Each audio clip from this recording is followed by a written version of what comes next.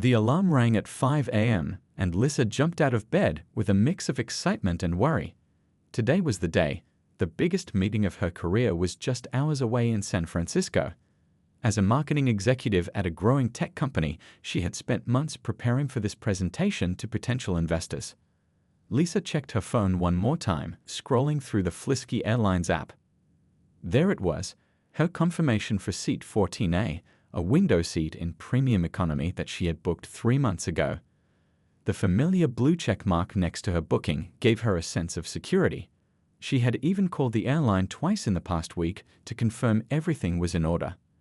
Better triple check, she mumbled to herself, opening her email to find the confirmation that had arrived just last night. The email showed her flight details, boarding time, and gate number. All looked perfect. Liz's apartment was small but organized. Her suitcase stood by the door, packed the night before with her best business suit carefully folded on top.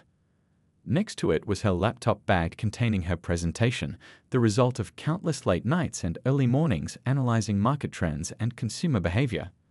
After a quick shower, Lisa dressed in comfortable clothes for the flight, planning to change into her suit once she arrived.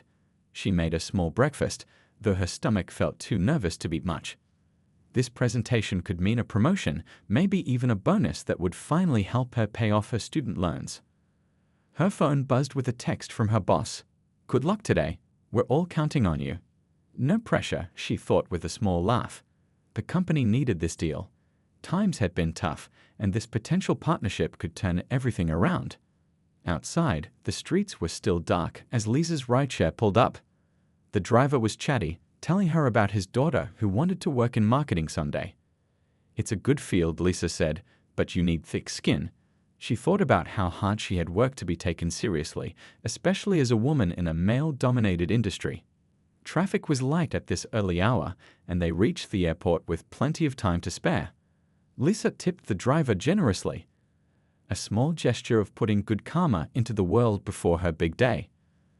The airport was already bustling despite the early hour. Business travelers with coffee cups in hand moved purposefully through the terminal. Lisa joined the premium check-in line for Flisky Airlines, rehearsing key points of her presentation in her head.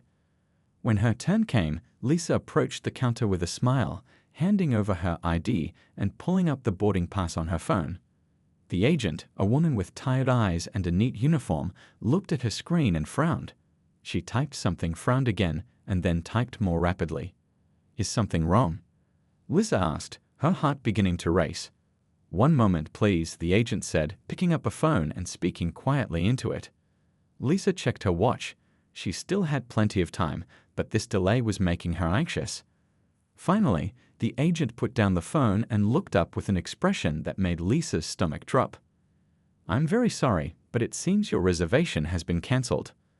Lisa blinked, certain she had misheard. "That's impossible. I have my confirmation right here." She held up her phone, showing the email and the app with the blue check mark.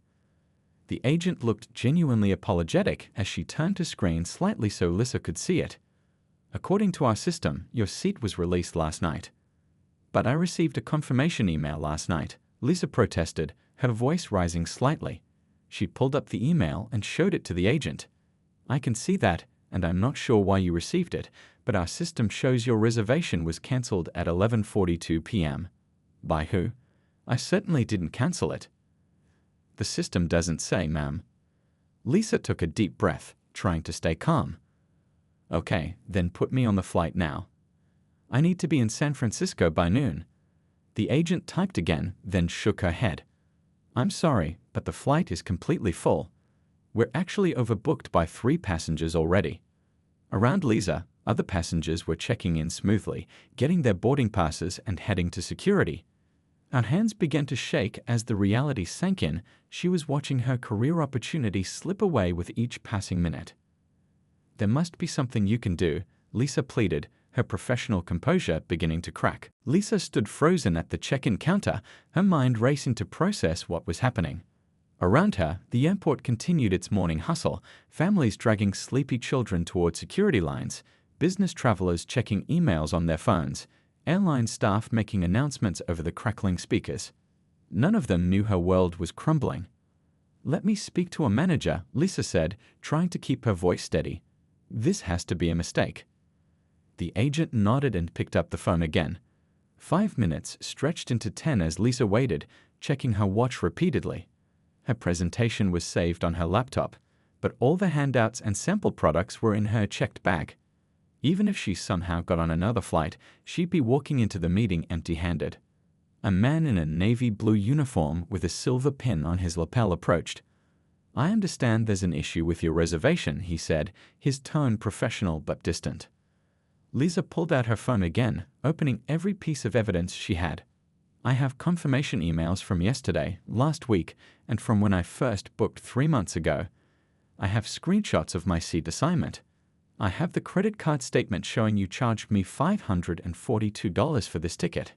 How can you tell me I don't have a seat?" The manager took her phone, scrolling through the emails with a frown. "I can see these confirmations, but our system shows your reservation was flagged for cancellation due to a payment verification issue." "Payment verification? The money left my account 3 months ago." Lisa pulled up her banking app, showing the completed transaction. "Sometimes our system runs secondary verifications before flights," he explained, the rehearsed words flowing too smoothly. "If a response isn't received within 24 hours, the system may release the seat." "What verification?" "I never received any notification asking me to verify anything." The manager's expression didn't change. "It would have been sent to your email." "I check my email constantly." There was nothing. Lisa could feel heat rising in her face. "Look, I have to be in San Francisco by noon. It's a meeting that can't be rescheduled. My entire team is counting on me." "I understand your frustration," the manager said, in a tone that suggested he didn't understand at all. "The best I can offer is to put you on standby for this flight, and if that doesn't work out, we have another flight departing at 11 a.m. Lisa did the math quickly. The 11 a.m. flight wouldn't land until after 1 p.m., even in the best circumstances. Her meeting was at noon. "That's not going to work," she said, her voice cracking slightly. A commotion at the next counter caught her attention. Another customer was being told the same thing. Their confirmed seat was somehow no longer available. The passenger, an older gentleman with silver hair, was showing his phone to the agent just as Lisa had done. "This happens often with Flisky," a woman in line behind Lisa whispered. "They overbook every flight and then find ways to bump people." As Lisa watched, a well-dressed couple approached the premium counter. They appeared to be booking last-minute tickets, and within minutes, they were walking away with boarding passes in hand, heading toward security. "You just gave them seats," Lisa said, pointing at the couple. "How can the flight be full?" The manager's expression tightened. "Those passengers paid for priority boarding tickets, which are a different fare class. So because they paid more, my confirmed seat doesn't matter." Lisa's voice was rising now, drawing looks from nearby travelers. "Ma'am, I need to ask you to lower your voice," the manager said. "I understand you're upset, but there's nothing more I can do about today's flight." Lisa felt tears of frustration building, but she refused to let them fall. Her phone buzzed. A text from her boss. "Just checking in. Everything on schedule." She stared at the message, unable to respond. What could she say? That the airline had simply decided her confirmation didn't matter. That the biggest opportunity of her career was slipping away because of some mysterious payment verification that no one had bothered to tell her about. Behind the counter, Lisa could see the departure board. Her flight was scheduled to leave in exactly 90 minutes. Passengers were already lining up at the gate, unaware of her struggle. She looked back at the manager, whose impassive face showed no real concern for her situation. "If you'd like to wait in our premium lounge," he offered, "I can give you a voucher while you wait to see if a seat opens up." "A voucher?" Lisa repeated flatly. A coffee and a muffin while her career imploded. What a consolation prize. As the reality sank in that she might actually miss this flight, Lisa made a decision. This wasn't over. Not by a long shot. The meeting room felt uncomfortably silent as Lisa finished explaining what had happened. She had called her boss from the airport lounge, the words tumbling out between sips of a complimentary coffee that tasted like cardboard. The standby list had been too long, and the next flight had landed 2 hours after her scheduled presentation time. "I understand it wasn't your fault," her boss said, leaning back in his chair. The afternoon sun streamed through the office windows, highlighting the tired lines around his eyes. But the investors weren't happy about the last-minute cancellation. Lisa nodded, her throat tight. Were they willing to reschedule? Her boss looked down at his notepad, avoiding her eyes. They've decided to go with Rivera Marketing instead. The words hit Lisa like a physical blow. Rivera Marketing was their biggest competitor, a larger firm with deeper pockets but less innovative ideas. The deal would have brought in nearly $2 million to their company, money that would have funded new projects, possible expansions, maybe even the raises everyone had been hoping for. "I'm sorry," she whispered, though she knew the apology was inadequate. "These things happen," her boss said, but his tone suggested otherwise. "Let's focus on the Taylor account for now." The Taylor account. A small local business with a tiny budget. It was the kind of project they usually gave to junior associates, not to someone at Lisa's level. The message was clear. She had been demoted without officially being demoted. As she walked back to her desk, Lisa felt the stares of her colleagues. News traveled fast, and everyone knew what had happened. Some offered sympathetic smiles, others quickly looked away. Her desk seemed smaller somehow, less significant in the office landscape. Her computer screen showed dozens of new emails, but one caught her eye immediately. A message from Flisky Airlines with the subject line, "We'd value your feedback." Lisa clicked it open, expecting a personal response to the complaint she had filed at the airport. Instead, she found a generic form letter thanking her for choosing Flisky and offering a $75 voucher toward a future flight. $75, she muttered, scrolling through the email for anything more substantial. There was nothing, no explanation, no real apology, just corporate language designed to sound meaningful while saying nothing at all. Her phone buzzed with a text from her roommate. How bad was it? Lisa stared at the message, unsure how to convey the magnitude of what had happened. How could she explain that in the span of a single morning, her carefully built career path had veered off course? That the presentation she had worked on for months would never be seen by the people who mattered? She typed back a simple response, "Pretty bad." That night, Lisa couldn't sleep. She tossed and turned, replaying the day's events in her mind. Around 2 a.m., she got up and opened her laptop. If Flisky wouldn't take her complaint seriously, maybe others would listen. She started by searching for reviews of the airline. The results were eye-opening, page after page of similar stories. Passengers with confirmed reservations being bumped without explanation, last-minute cancellations, customer service responses that offered token vouchers instead of real solutions. One comment caught her attention. "This isn't just bad customer service, it's a business strategy. They overbook every flight on purpose, then bump the passengers with the cheapest tickets when someone willing to pay more comes along." Lisa frowned, thinking back to the well-dressed couple who had gotten seats while she was being turned away. Had she been bumped simply because someone else was willing to pay more at the last minute? She dug deeper, finding aviation forums where industry insiders discussed airline practices. Many mentioned Flisky specifically, noting their aggressive overbooking policies. One former employee claimed the airline had an algorithm that identified which passengers to bump based on factors like how much they had paid, whether they were frequent flyers, and even their profession. Lisa's marketing mind kicked into gear. This wasn't just her personal problem anymore, it was a pattern, possibly an illegal one. She started taking notes, organizing the information she was finding. By the time dawn broke, she had filled a notebook with data points, quotes, and questions. As she finally closed her laptop, exhausted but determined, Lisa made a decision. Flisky Airlines had cost her an opportunity that might have changed her career. She wouldn't let them do the same to others without a fight. Lisa's apartment had turned into a makeshift investigation center. Sticky notes covered one wall of her living room, each one containing a story similar to hers. Yellow notes for people who had missed important events, pink for those who had received the same vague payment verification excuse, blue for anyone who mentioned seeing last-minute passengers getting seats. The pattern was unmistakable. 3 weeks had passed since the flight incident. At work, Lisa did her best with the Taylor account, pouring her frustration into creating an exceptional campaign for the small business. But her heart wasn't in it. Her mind kept returning to the wall of notes, to the stories she'd collected from online forums and social media. "You've become obsessed," Her roommate said one evening, bringing Lisa a cup of tea. Maybe it's time to let it go. Lisa shook her head, pointing to her laptop screen. Look at this. I found a transportation regulation that says airlines must provide compensation for bumped passengers based on the length of delay. Most people I've talked to got nothing or just small vouchers. So they're breaking the rules. Are you surprised? Big companies do that all the time. But this is different, Lisa insisted. They're not just bending rules, they're deliberately canceling confirmed reservations to make more money. And they're targeting specific types of customers. Her roommate looked skeptical. How would you prove that? It was a good question, one that had kept Lisa up at night. She needed more than just stories.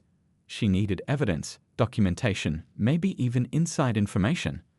The next day, during her lunch break, Lisa found herself outside a small law office. The sign on the door read, Chen Legal Services, Consumer Rights Specialists. She had found the firm through her research. They had handled several cases against airlines in the past. The waiting room was modest but neat, with magazines about travel and consumer issues on the coffee table. After a short wait, she was shown into an office where a woman in her 50s sat behind a desk covered with organized stacks of papers. I'm Judy Chen, the lawyer said, offering her hand. You mentioned on the phone that you're interested in airline regulations. Lisa nodded, suddenly nervous. I had an experience with Flisky Airlines that I think might be part of a pattern of illegal behavior. She explained what had happened, then showed Judy her notebook and photos of her wall of sticky notes. As she talked, the lawyer's expression changed from polite interest to focused attention.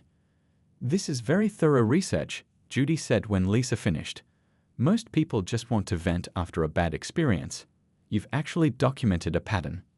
So you think there's something here, something illegal? Judy leaned back in her chair, considering.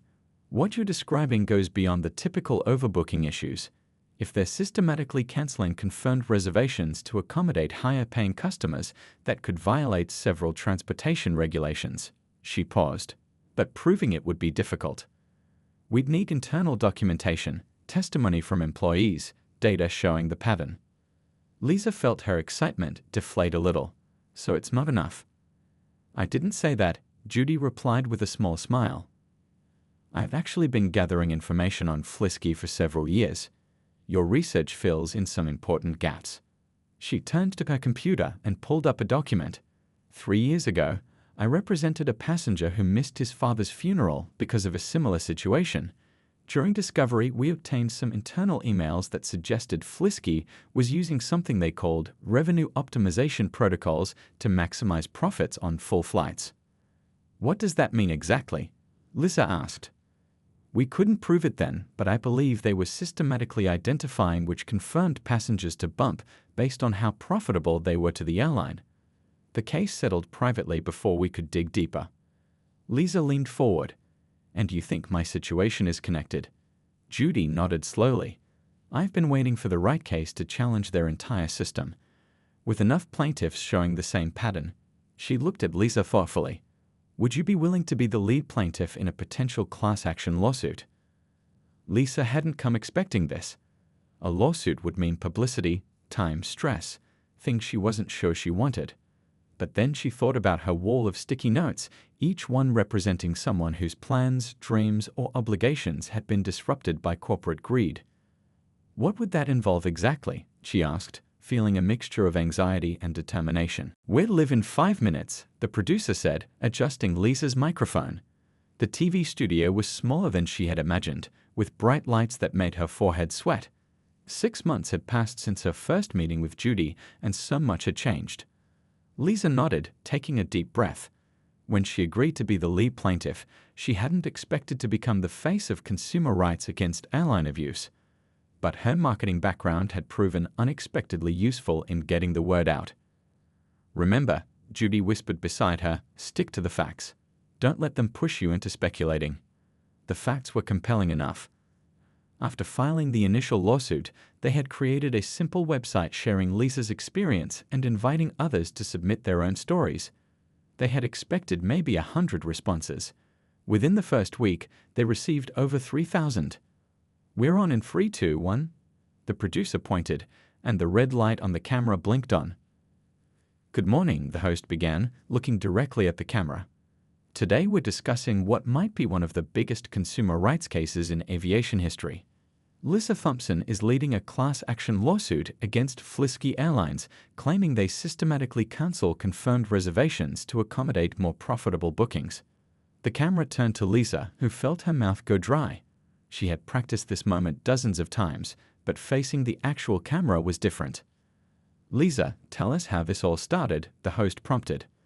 Finding her voice, Lisa shared her story: the confirmed booking, the denial at the airport, the missed opportunity, and the inadequate response from the airline. As she spoke, the studio displayed screenshots of her confirmation emails and the $75 voucher she had received. What made you decide to take legal action rather than just moving on? The host asked. I realized I wasn't alone, Lisa explained. After sharing my experience online, I discovered hundreds of similar stories. People missed weddings, funerals, job interviews, medical appointments, all despite having confirmed reservations. The pattern was too clear to ignore. The host turned to Judy. As the attorney representing this class action, what evidence do you have that this is a deliberate policy rather than isolated incidents? Judy leaned forward. Through our investigation, we've uncovered internal communications referring to what Flisky calls dynamic inventory management. This system appears to flag certain reservations for potential cancellation if more profitable booking opportunities arise. And how does the airline decide which reservations to cancel? The host asked. That's the disturbing part, Judy replied.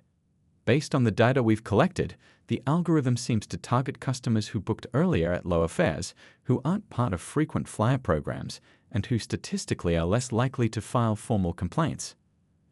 The interview continued for 10 minutes, with the host playing devil's advocate about the airline's right to manage their business. By the end, Lisa felt drained but satisfied that they had presented their case clearly. As they were leaving the studio, Lisa's phone buzzed with a notification. A news alert showed that Flisky's stock had dropped 7% after the interview aired. It's working, she told Judy, showing her the phone. They're feeling the pressure. This is just the beginning, Judy cautioned. Their legal team will fight back hard. They've already filed a motion to dismiss the case. Back at the office, Lisa found her inbox flooded with new messages, more people sharing their Flisky stories, journalists requesting interviews, and even a few former airline employees offering to share information anonymously. One email made her pause. The subject line read, "Former Flisky developer, I built the system they're using." With shaking hands, Lisa opened it and began to read. I worked for Flisky from 2018 to 2022 as part of the team that developed their passenger management system. What they call dynamic inventory management was designed specifically to identify and cancel certain reservations to maximize profits. I have documentation proving this was intentional, not accidental. I've been feeling guilty about my role in this for years. Your lawsuit is my chance to make things right. Lisa forwarded the email to Judy immediately, adding, "This could be the smoking gun we've been looking for." That night, as she updated her wall of sticky notes, now covering 2 walls of her apartment, Lisa felt a rush of determination. What had started as a personal setback had grown into something much bigger.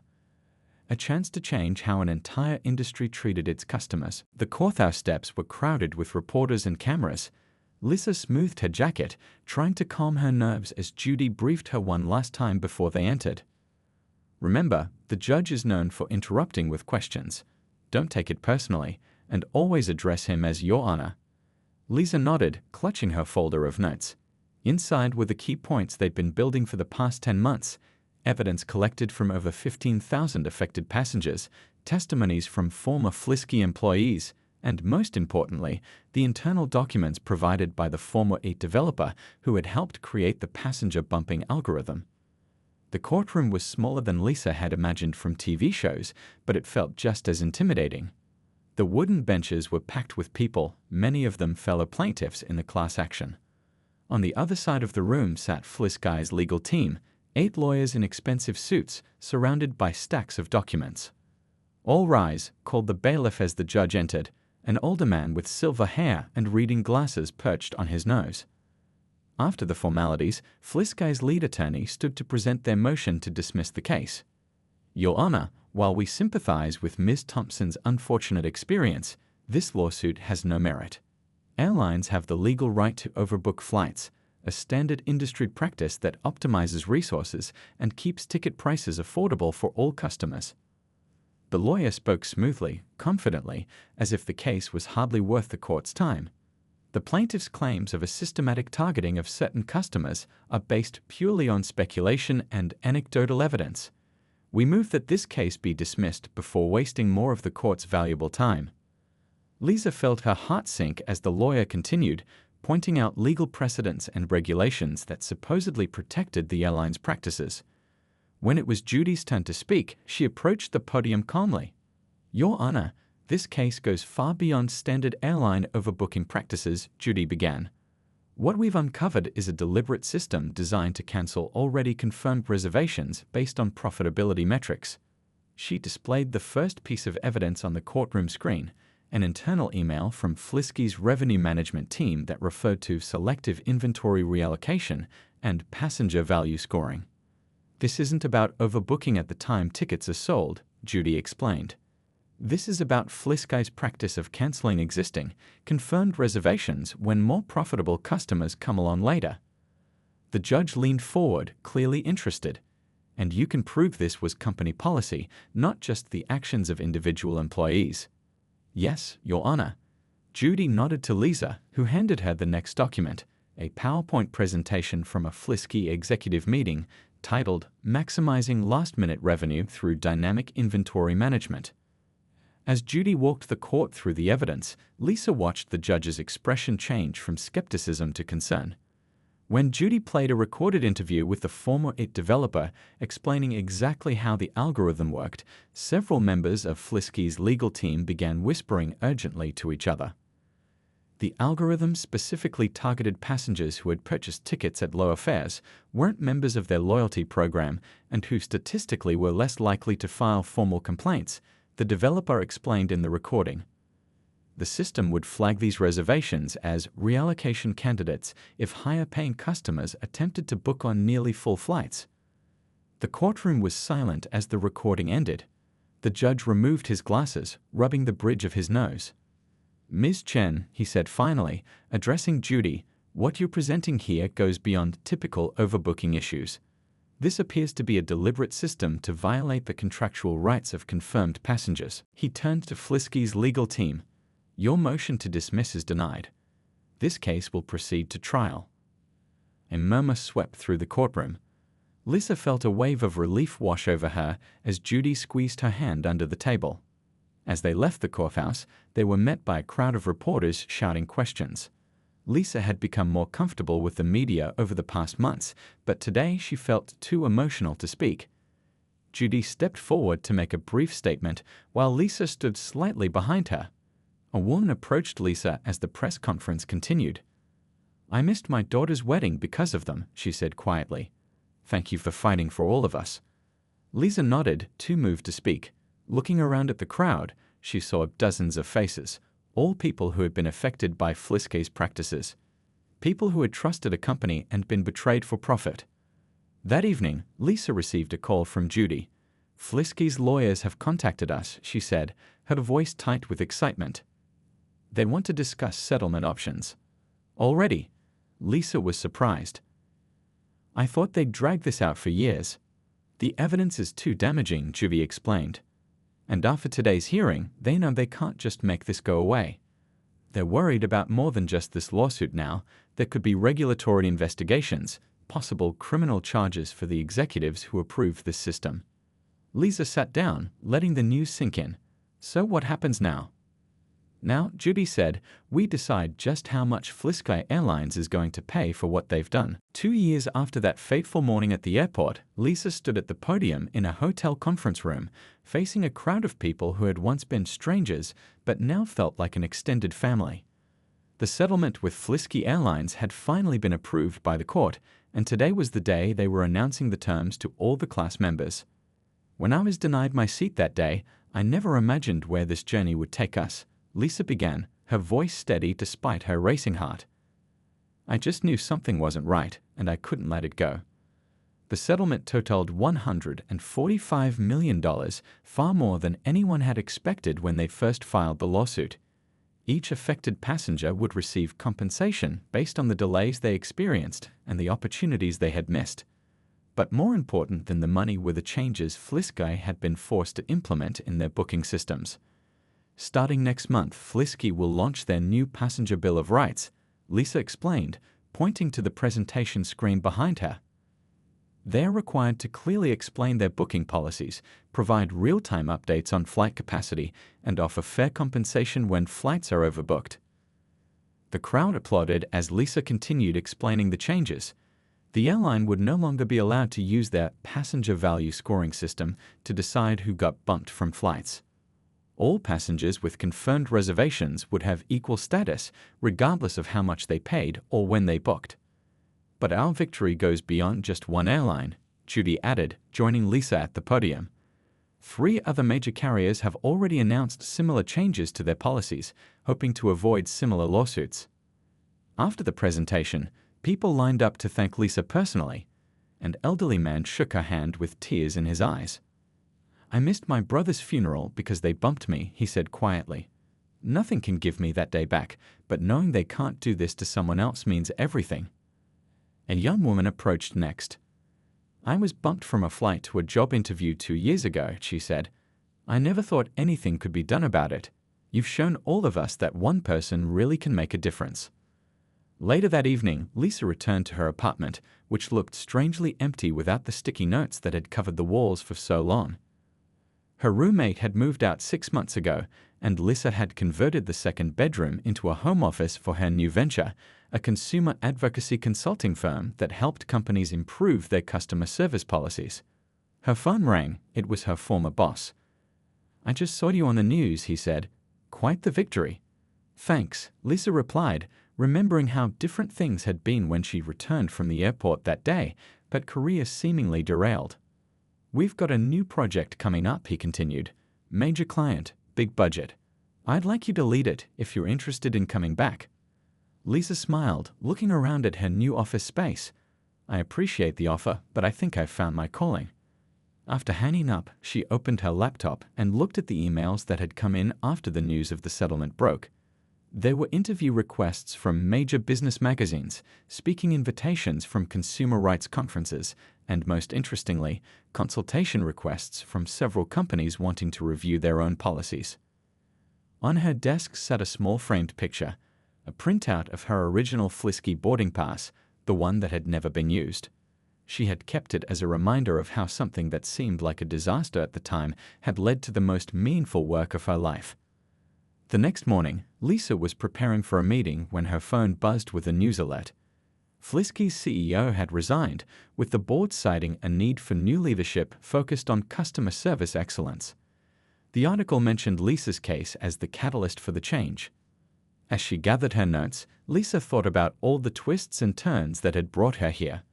Missing that flight had cost her a promotion at her old job, but it had given her something far more valuable, the chance to make a real difference in how companies treated their customers. Her new assistant poked her head in the door. "Your 10 o'clock is here, the Airline Industry Association. They want to discuss implementing your suggested guidelines across all member airlines." Lisa smiled as she stood up. Sometimes losing your seat means finding your voice and helping thousands of others find theirs too.